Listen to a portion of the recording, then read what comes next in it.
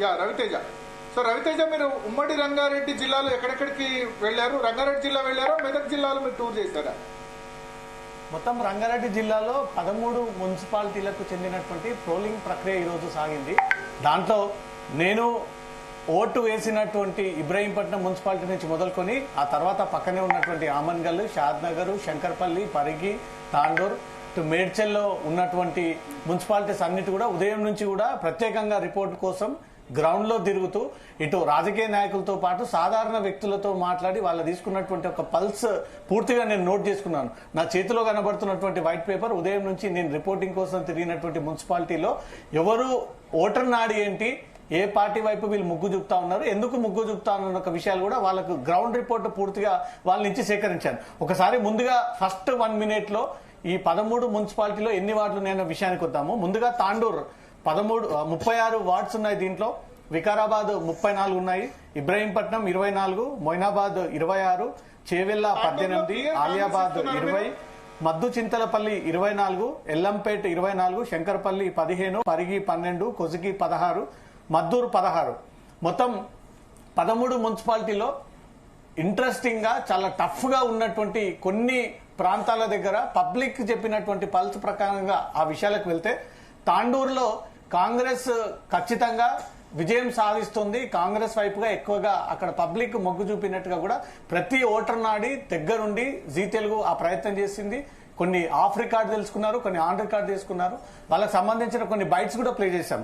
తర్వాత వికారాబాద్ లో కాంగ్రెస్ లీడ్ లోనే ఉంది. కాంగ్రెసే ఖచ్చితంగా అక్కడ చైర్మన్ గాని మేయర్ ని గాని కాంగ్రెస్ ఎన్నుకుంటాము. అన్ని వార్డులలో కూడా కొంచెం కాంగ్రెస్ ప్రభావం ఎక్కువగా ఉన్నట్టుగా క్లియర్ గా అర్థమవుతుంది. తర్వాత ఇబ్రహీంపట్నం ఏంటంటే జిహెచ్ఎంసీ హైదరాబాద్ కి చాలా దగ్గరగా ప్రాంతం. అంటే కొత్తగా ఇంప్లిమెంట్ చేసినటువంటి ఈ జిహెచ్ఎంసీ వార్డుల విభజనలో ఆదిబట్ల వరకు జిహెచ్ఎంసీ ఇంక్లూడ్ అయింది, కానీ ఒక ఇబ్రహీంపట్నం మాత్రమే మున్సిపాలిటీ ఉంది. ఆ ఇబ్రహీంపట్నంలో మొత్తం సిటీకి ఆనుకొని సిటీలో ఉన్నటువంటి 21 నియోజకవర్గాల్లో ఇబ్రహీంపట్నం చాలా ఇంట్రెస్టింగ్ గా గత ఎమ్మెల్యే ఎన్నికల సందర్భంగా అన్ని ఎలక్షన్స్ లో అన్ని నియోజకవర్గాల్లో బీఆర్ఎస్ విజయం సాధిస్తే ఆ ఇబ్రహీంపట్నం ఒకటి మాత్రమే కాంగ్రెస్ పార్టీ తరఫున మల్రెడ్డి రంగారెడ్డి ఇక్కడ ఎమ్మెల్యేగా గెలిచాడు. మొత్తం 22 నియోజకవర్గాల్లో సిటీకి ఆనుకొని సిటీలో ఉన్నటువంటి కాన్స్టిట్యున్సీలో గెలిచింది ఒకేక ఎమ్మెల్యే కాంగ్రెస్ పార్టీ అంటే అది ఇబ్రహీంపట్నం తరఫున. ఇబ్రహీంపట్నం మార్నింగ్ నేను ఉదయం 7 గంటలకు అక్కడ వెళ్లి నా సొంత ప్రాంతంలో ఏం జరుగుతుంది అంటూ కూడా ఎన్నికల సరళినంతా కూడా పరిశీలించి అక్కడ రాజకీయ నాయకుల అభిప్రాయాలు, అక్కడ ఉన్నటువంటి ఓటర్ల అభిప్రాయాలు, సౌకర్యాలు, పోలీసుల బందోబస్తు, ఎలక్షన్ కమిషన్ తీరంతా కూడా పరిశీలించినప్పుడు ఇంకా కాంగ్రెస్ పార్టీ వేవే సాగుతా ఉంది. అక్కడ బీఆర్ఎస్ కొన్ని చోట్ల కొన్ని వార్డులలో మొత్తం 24 వార్డులు ఉన్న ఇబ్రహీంపట్నంలో అక్కడ కొన్ని వార్డులలో ఒక 4-5 వార్డులలో బీఆర్ఎస్ తప్ప మిగతా అన్ని వార్డులలో కూడా కాంగ్రెస్ ప్రభావం ఎక్కువగా కనిపించింది. ఎందుకంటే మల్రెడ్డి రంగారెడ్డి ఈ 3 ఏళ్లలో చేసినటువంటి అభివృద్ధి కావచ్చు, గత బీఆర్ఎస్ పైన ఉన్నటువంటి వ్యతిరేకత కావచ్చు, మల్రెడ్డి రంగారెడ్డికే అక్కడ ఖచ్చితంగా మేము మున్సిపల్ చైర్మన్ కాంగ్రెస్ పార్టీని ఎన్నుకుంటామంటూ కూడా ప్రతి ఓటర్ నాడి కాంగ్రెస్ వైపుగానే ఎక్కువ కనబడుతుంది. తర్వాత మొయినాబాద్ లో 26 వార్డులు ఉన్నాయి. ఇక్కడ మాత్రం కాంగ్రెస్ వర్సెస్ బీఆర్ఎస్ గా ఓటర్ల నాడి సాగింది. ఈ పార్టీ ఆ పార్టీ అంటూ 2 పార్టీల మధ్య హోరే సాగింది. ఈ 2 పార్టీలో ఏది విజయం సాధిస్తుంది అనేది మాత్రం ఫైనల్ గా రిజల్ట్ బయటపడేటువంటి అవకాశం ఉంది. మొయినాబాద్ లో కూడా సేమ్ బీఆర్ఎస్ వర్సెస్ కాంగ్రెస్ గానే నడిచింది. చేవెళ్లలో కొంచెం కాంగ్రెస్ ప్రభావం ఎక్కువగా కనిపించింది. బీఆర్ఎస్ చేవెళ్లలో పెద్దగా అక్కడ ఆ పార్టీని మళ్ళీ నిలబెట్టుకోవాలి, గెలిపించుకోవాలి, ఆ పార్టీ అభివృద్ధి చేసింది అని జనాలు కొంత కాంగ్రెస్ వైపుగా మాత్రం ఎక్కువగా ఇంట్రెస్ట్ చూపించారు. తర్వాత అలియాబాద్ 20 వార్డులో ఇక్కడ బీఆర్ఎస్ కనిపిస్తా ఉంది. ఇప్పటి వరకు ఉమ్మడి ఆంధ్రప్రదేశ్ అటు మేడ్చల్, మల్కాజ్గిరి, ఇటు రంగారెడ్డి జిల్లా, తర్వాత వికారాబాద్ జిల్లా, ఇప్పుడు నేను ఇచ్చినటువంటి లిస్టు ప్రకారంగా అలియాబాద్ 6 మున్సిపాలిటీలతో 7 మున్సిపాలిటీతో ఉన్నటువంటి అలియాబాద్ లో బీఆర్ఎస్ ఖచ్చితంగా విజయం సాధిస్తోంది. అక్కడ బీఆర్ఎస్ మున్సిపల్ వైస్ చైర్మన్ గా ఎన్నుకోబోతా ఉన్నారంటూ మాత్రం అక్కడ మాత్రం పూర్తి స్థాయిలో బీఆర్ఎస్ కి వీళ్ళు ఓటింగ్ పట్టగట్టినట్టుగా తెలుస్తుంది. తర్వాత 3 చింతలపల్లిలో కూడా బీఆర్ఎస్ విజయం సాధించేటువంటి అవకాశం ఉంది. ఎల్లంపేటలో 24 వార్డులు ఉన్నాయి. అక్కడ కూడా బీఆర్ఎస్ విజయం సాధించేటువంటి అవకాశం ఉంది.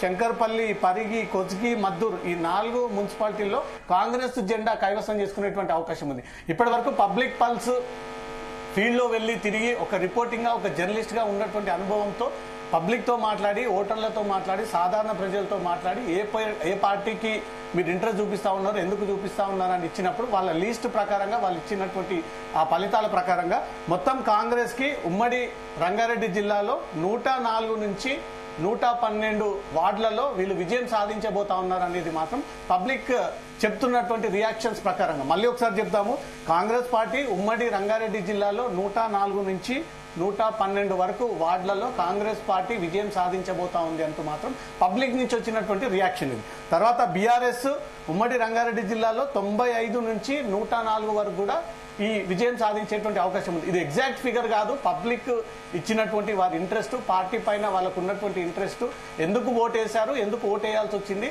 బీఆర్ఎస్ పైన ఉన్నటువంటి వ్యతిరేకత ఏంది, కాంగ్రెస్ కు ఉన్నటువంటి అనుకూలత ఏంది, ఎందుకు మేము బీఆర్ఎస్ కే ఓటేసాము కాంగ్రెస్ కే లేదనే ఒక విషయాన్ని కూడా మన ఫీల్డ్ లోకి వెళ్లి ఉదయం 7 గంటల నుంచి మొదలుకొని ఈ పోలింగ్ ప్రక్రియ ముగిసే 5 గంటల వరకు కూడా ఈ ఉమ్మడి రంగారెడ్డి జిల్లాలో ఉన్నటువంటి 13 మున్సిపాలిటీలలో ప్రత్యక్షంగా 8 మున్సిపాలిటీలను తిరిగి తెలుసుకొని మిగతా మున్సిపాలిటీలో ఉన్నటువంటి ఆ వివరాలన్నీ కూడా సేకరించి పబ్లిక్ ఏమనుకుంటా ఉన్నారంటే వివరాలు మొత్తం సేకరించినప్పుడు రంగారెడ్డి ఉమ్మడి మేడ్చల్, మల్కాజ్గిరి, రంగారెడ్డి జిల్లా, వికారాబాద్ జిల్లా మొత్తం 13 మున్సిపాలిటీలో కాంగ్రెస్ కైవసం చేసుకోబోయేటువంటి వార్డులు 104 నుంచి 112, బీఆర్ఎస్ కైవసం చేసుకోబోయేటువంటి వార్డులు 95 నుంచి 104.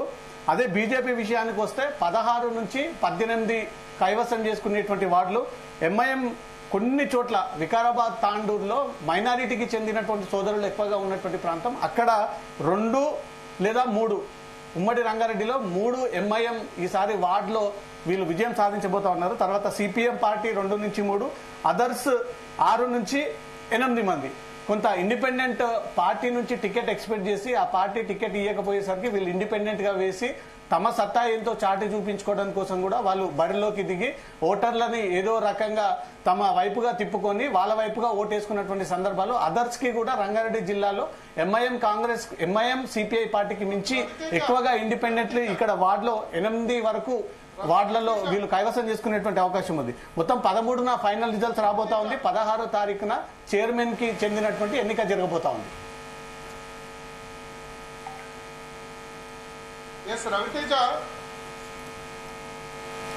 రవితేజ వినిపిస్తుందా? ఎస్. సో రవితేజ ఒకటి ఇక్కడ మల్లారెడ్డి అడ్డాలో బీఆర్ఎస్ అంత క్లియర్ విజయం సాధించడానికి కారణం ఏంటి? రెండోది మద్దూరులో పరిస్థితి క్లియర్ గా కాంగ్రెస్ ఉందా? రేవంత్ రెడ్డి నియోజకవర్గంలో కాంగ్రెస్ వర్సెస్ బీఆర్ఎస్ అని కొద్దిమంది అంటారు. పోస్గి ఉన్నంత క్లియర్ గా మద్దూరు ఉందా? ఇబ్రాహీంపట్నం, మల్రెడ్డి, రంగారెడ్డి ఎందుకు కాంగ్రెస్ అక్కడ జెండా ఎగరవేయబోతా ఉంది అంటే 10 ఏళ్ల పాటు సిటీకి అత్యంత దగ్గరగా ఉన్నటువంటి ప్రాంతం, రెవెన్యూ, మున్సిపల్, ఆ తర్వాత ఆదిబట్ల హై రెవెన్యూ జోన్ గా ఉంది. నిన్న మొన్న వరకు 4th స్టేట్ కూడా ఇబ్రాహీంపట్నం కాన్స్టిట్యున్సీకి ఆనుకొని ఉన్నటువంటి ప్రాంతం. దాంతో పాటు గత బీఆర్ఎస్ ప్రభుత్వం అధికారంలో ఉన్నప్పుడు అక్కడ ఫార్మాసిటీ పేరుతో కొంత రైతులను అన్యాయానికి గురి చేశారు. ఇక్కడ ఈ కెమికల్ లాంటి ఫ్యాక్టరీస్ రావడం కారణంగా ఆ చుట్టుపక్కల ఉన్న ప్రాంతాలంతా కూడా పొల్యూట్ అయిపోయి తీవ్రంగా జనాలు ఇబ్బంది ఎదుర్కొనేటువంటి అవకాశం ఉంది. ఆ తర్వాత ప్రభుత్వం కాంగ్రెస్ ఏర్పడిన తర్వాత గత ప్రభుత్వంలో ఉన్నటువంటి కొన్ని స్కీమ్లు, స్కామ్లు ఆ ప్రాంతంలో కావాలని కొన్ని పేషీల నుంచి నేరుగా సిఎస్ లో అక్కడ భూములు కొనుగోలు చేయడము, మినిస్టర్లు కొనుగోలు చేయడము, పోలీసులు కొనుగోలు చేయడము.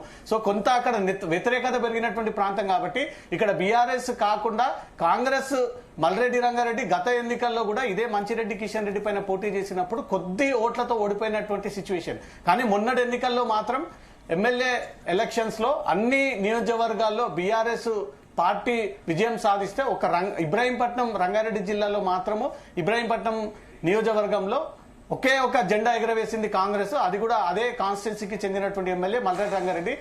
మల్రెడ్డి రంగారెడ్డిని ఎన్నుకున్న తర్వాత కొంత అవినీతి విషయం పక్కన పెడితే డెవలప్మెంట్ ఏందనేది ఈ 2 నెలల్లో కాంగ్రెస్ చేసి చూపించినటువంటి సిచ్యువేషన్. అక్కడ రోడ్ల విషయంలో కానీ, తర్వాత చాలా రోజు పెండింగ్ లో ఉన్నటువంటి ఇష్యూస్ కానీ, డబుల్ బెడ్రూమ్ ఇష్యూస్ కానీ, పబ్లిక్ అందాల్సినటువంటి బెనిఫిట్స్ కానీ, అక్కడ ఇన్ని రోజుల పాటు బీఆర్ఏ చేసినటువంటి అవినీతిని ఎప్పటికప్పుడు బయటపెట్టడం కానీ, అక్కడ ఇప్పటికి కూడా ఏ సమయంలో ఎన్నికలు వచ్చినా డెఫినెట్ గా మల్లారెడ్డి రంగారెడ్డి వర్గం అక్కడ విజయం సాధించేందుకు సిద్ధం ఉంది. ఇప్పటికే మార్కెట్ చైర్మన్ లో కూడా మల్లారెడ్డి రంగారెడ్డి వర్గమే ఉంది. ఇప్పుడు రాబోయేటువంటి ఈ మున్సిపాలిటీ చైర్మన్ వైస్ చైర్మన్ కూడా కాంగ్రెస్ తరఫున గెలిపించి 2-3 మినహా ఇబ్రాహీంపట్నంలో బీఆర్ఎస్ వదిలేస్తే మిగతా 24 వార్డులలో 20-21 వార్డు ఖచ్చితంగా కాంగ్రెస్ పార్టీ నుంచి గెలిచి వాళ్ళే మేయర్ కైవసం చేసుకునేటువంటి అవకాశం ఉంది. తర్వాత మద్దూరు విషయానికి వెళ్దాము. 16 వార్డ్స్ ఉన్నాయి. ఇక్కడ సీఎం రేవంత్ రెడ్డి ఇలాకా చెందినటువంటి ప్రాంతం ఇది. మద్దూరు 16లో పబ్లిక్ చెప్పిన విధంగా రేవంత్ రెడ్డి ఓటేసినటువంటి పోలీస్ స్టేషన్ అతను స్థానికంగా ఉన్నటువంటి నివాసం పైన ఎక్కువగా కాంగ్రెస్ కి బాగా హై మాకు బెనిఫిట్స్ జరిగాయి, రేవంత్ రెడ్డి రావడం వల్ల మాకు అభివృద్ధి జరిగిందని ఒకరు, రేవంత్ రెడ్డి రావడం వల్ల మాకు ఎలాంటి అభివృద్ధి జరగలేదంటూ కూడా హాఫ్ గా పబ్లిక్ పల్స్ చెప్తా ఉన్నారు. ఇప్పటికి కూడా పబ్లిక్ చెప్పిన విధంగానే కాంగ్రెస్ వర్సెస్ బీఆర్ఎస్ గానే ఉంది. 100% ఇక్కడ కాంగ్రెస్ జెండా కైవసం చేసుకుంటుంది. కాంగ్రెస్ అక్కడ మేయర్ ఎన్నిక కాబోతా ఉన్నాడు అనే విషయం మాత్రం రిజల్ట్స్ తర్వాతే రావాలి. రేవంత్ రెడ్డి సొంత నియోజకవర్గం సొంత గడ్డ పైన స్పష్టంగా కాంగ్రెస్ అనేది మాత్రం పబ్లిక్ చెప్పట్లేదు, బీఆర్ఎస్ వర్సెస్ కాంగ్రెస్ గానే ఉంది. ఆ రిజల్ట్స్ సమయంలో మాత్రం కాంగ్రెస్ అనుకున్న విధంగా పబ్లిక్ తమ వైపు ఉన్నారు అంటూ మాత్రం ఖచ్చితంగా ఆ రిజల్ట్స్ వెల్లడైన తర్వాత కాంగ్రెస్ కి కొంత ప్లస్ అయ్యేటువంటి ఛాన్స్ కనబడుతోంది. ఇప్పటికైతే పబ్లిక్ చెప్పిన విధంగానే మాకు మళ్ళీ బీఆర్ఎస్ఏ కావాలి, ఈ కాంగ్రెస్ వల్ల మాకు ఎలాంటి లాభం లేదు, బెనిఫిట్ లేదు, గతంలో ఉన్నటువంటి బెనిఫిట్స్ అన్ని కట్ అయ్యాయనే వ్యతిరేకత ఉంటే రేవంత్ రెడ్డి ఉన్నటువంటి కొడంగల్ ఈ రోజు పోలింగ్ స్టేషన్ పరిధిలో ఉదయం నుంచి పర్యటించాను కాబట్టి అక్కడ కాంగ్రెస్ వర్సెస్ బీఆర్ఎస్ గానే హోరాహోరీగా సాగినట్టుగా కనబడుతోంది. సిచ్యువేషన్ కదా, ఏ మున్సిపాలిటీల్లో బీఆర్ఎస్ ఎక్కువగా తన సత్తా చాటినటువంటి పరిస్థితి ఉంది. అలాగే ఉమ్మడి రంగారెడ్డి జిల్లా వ్యాప్తంగా సంబంధించి ఎక్కడ ప్రధానమైనటువంటి మున్సిపాలిటీలు ఏమేం బీఆర్ఎస్ గెలుచుకునే అవకాశం కనిపిస్తుంది? ఒకసారి బీఆర్ఎస్ విషయానికి వెళ్తే ఒకటి ఇబ్రాహీంపట్నంలో కాంగ్రెస్ వర్సెస్ బీఆర్ఎస్ గా ఉంది. కానీ ఖచ్చితంగా కాంగ్రెసే ఉంటుంది అనేది మాత్రం ఓటర్లు చెప్తా ఉన్నారు. స్పష్టంగా బీఆర్ఎస్ కి వచ్చే సీట్ల విషయానికి వస్తే అలియాబాద్, మూడు చింతలపల్లి, ఎల్లంపేట్ ఈ 3 ప్రాంతాల్లో బీఆర్ఎస్ఏ జెండా కైవసం చేసుకోబోతా ఉంది. అక్కడ మేయర్ గా లేదా చైర్మన్ గా, ఎక్స్ చైర్మన్ గా, వైస్ చైర్మన్ గా బీఆర్ఎస్ పార్టీ తరపునే ఫామ్ చేయబోతా ఉన్నారు. ఇది మాత్రం పక్కగా ఉమ్మడి రంగారెడ్డి జిల్లాలో అలియాబాద్, మూడు చింతలపల్లి, ఎల్లంపేట్ ఈ 3 ప్రాంతాల్లో ఈ మున్సిపాలిటీల్లో బీఆర్ఎస్ కైవసం చేసుకోబోతా ఉంది అనేది మాత్రం పబ్లిక్ పల్స్ మాత్రమే చెప్తా ఉన్నాం. మీడియా ఉన్నటువంటి సోర్స్ వివిధ సర్వేల ప్రకారంగా కాకుండా ఉదయం 7 గంటల నుంచి ఇంతకుముందు సాగినటువంటి 5 గంటల వరకు ఓటింగ్ ప్రక్రియ ప్రతి మున్సిపాలిటీలో దగ్గరుండి తిరిగి పబ్లిక్ ఏమనుకుంటా ఉన్నారో వాళ్ళ చెప్పిన ఫీడ్బ్యాక్ ని రాసుకొని కొన్ని అఫీషియల్ గా, కొన్ని అన్అఫీషియల్ గా ఆ వివరాలన్నీ కూడా ఇప్పుడు పబ్లిక్ కి తెలిసే విధంగా జీ తెలుగు ఉదయం నుంచి చేసినటువంటి ఆ సర్వే అంతా కూడా ఇప్పుడు స్క్రీన్ ముందు ప్రవేశపెడతారు. మీరు చెప్పినట్టు అలియాబాద్, మూడు చింతలపల్లి, ఎల్లంపేటలో బీఆర్ఎస్ మ్యాజిక్ కనిపించబోతుందంటే ఖచ్చితంగా కూడా ఇది మల్లారెడ్డికి వచ్చా క్రెడిట్?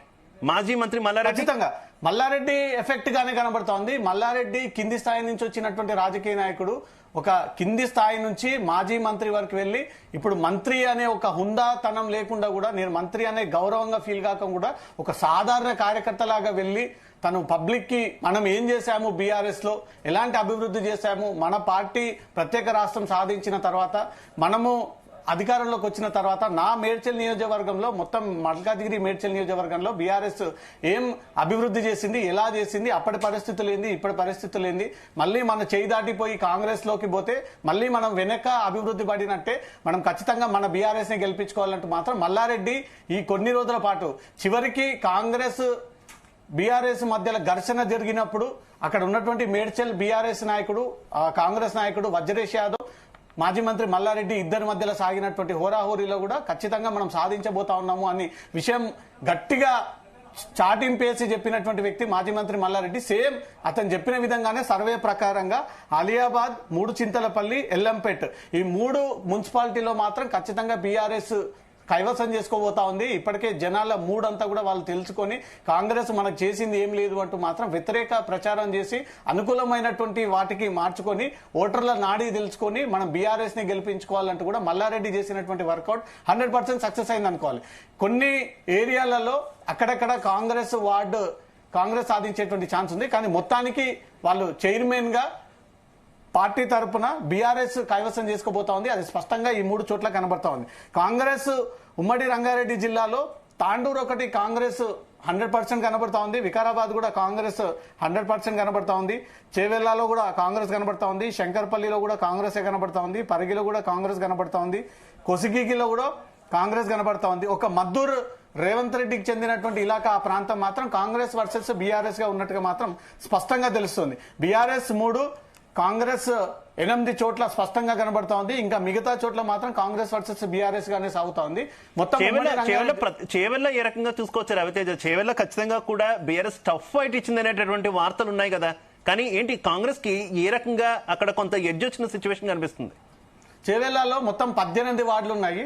చేవెళ్ళ సబితమ్మ ఇలాకా ముందు నుంచి కూడా ఆ ప్రాంతం నుంచే పోటీనిచ్చి అక్కడ నా ప్రాంతము, నేను పుట్టి పెరిగినటువంటి ప్రాంతం, నా నియోజకవర్గం అంటూ ఒక ముద్ర వేసుకొని గతంలో కాంగ్రెస్ పార్టీ ఉండి తర్వాత బీఆర్ఎస్ ఫామ్ అయిన తర్వాత బీఆర్ఎస్ లోకి వచ్చిన తర్వాత ఇప్పుడు కూడా స్ట్రాంగ్ పోటీ ఇచ్చినప్పటికీ పబ్లిక్ మాత్రం చేవెళ్ళ మున్సిపాలిటీ కాంగ్రెస్ అనేది మాత్రమే చెప్తా ఉన్నారు పబ్లిక్.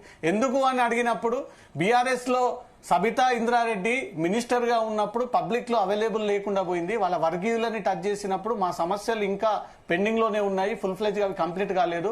ఒక ఉన్నత హోదాలో ఉంది కాబట్టి మంత్రి దగ్గరికి మేము నేరుగా వెళ్ళలేకపోయాము, మా సమస్యలు చెప్పుకోలేకపోయాము. చెప్పిన సమస్యలు కూడా ఇప్పటివరకు తీరలేకపోయింది.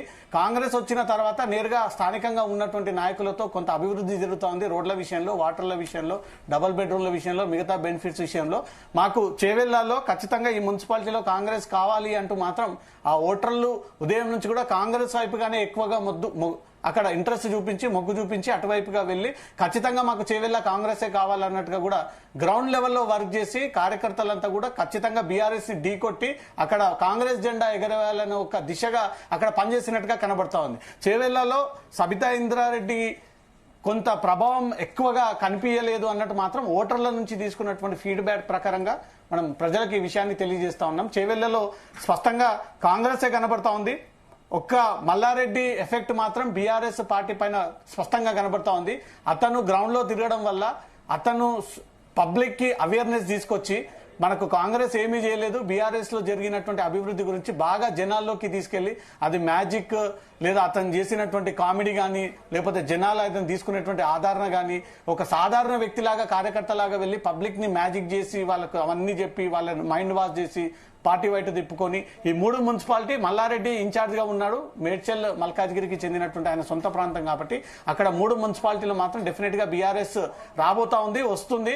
పబ్లిక్ నుంచి సేకరించినటువంటి వివరాల ప్రకారంగా ఈ 3 అలియాబాద్, 3 చింతలపల్లి, ఎల్లంపేట ఈ 3 ప్రాంతాల్లో మాత్రం డెఫినెట్ గా బీఆర్ఎస్ జెండా ఎగరబోతా ఉంది. శివ, అలాగే ఇబ్రహీంపట్నం గురించి మాట్లాడుకోవాలంటే ఏం చెప్తారు? ప్రధానంగా ఇబ్రహీంపట్నంకి సంబంధించి మల్రెడ్డి రంగారెడ్డి ఆయన మంత్రి పదవి కోసం చాలా ఆశగా ఎదురు చూస్తున్నారు. వచ్చే విస్తరణలో అయినా వస్తుందా అని ఎదురు చూస్తున్నారు.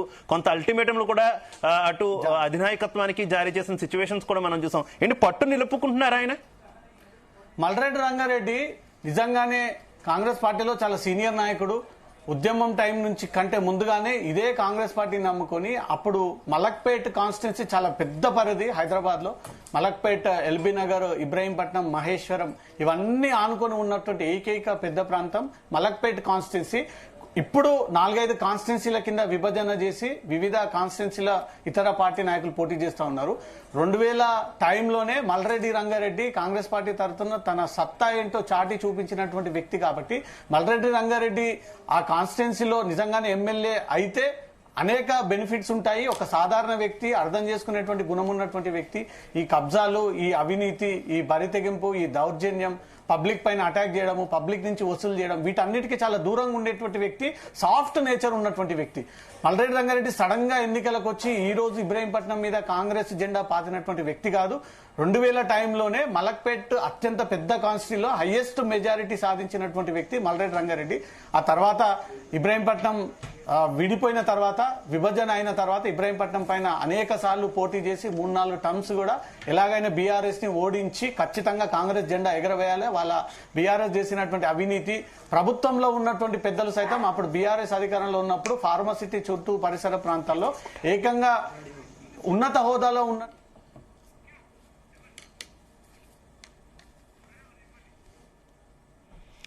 రైట్. అది ఇప్పటి వరకు కూడా మనం రంగారెడ్డి జిల్లాకు సంబంధించినటువంటి ఉమ్మడి రంగారెడ్డి జిల్లాకు సంబంధించినటువంటి అప్డేట్ అంతా కూడా చూసాం. దీనికి సంబంధించి మా బ్యూరో చీఫ్ రవితేజ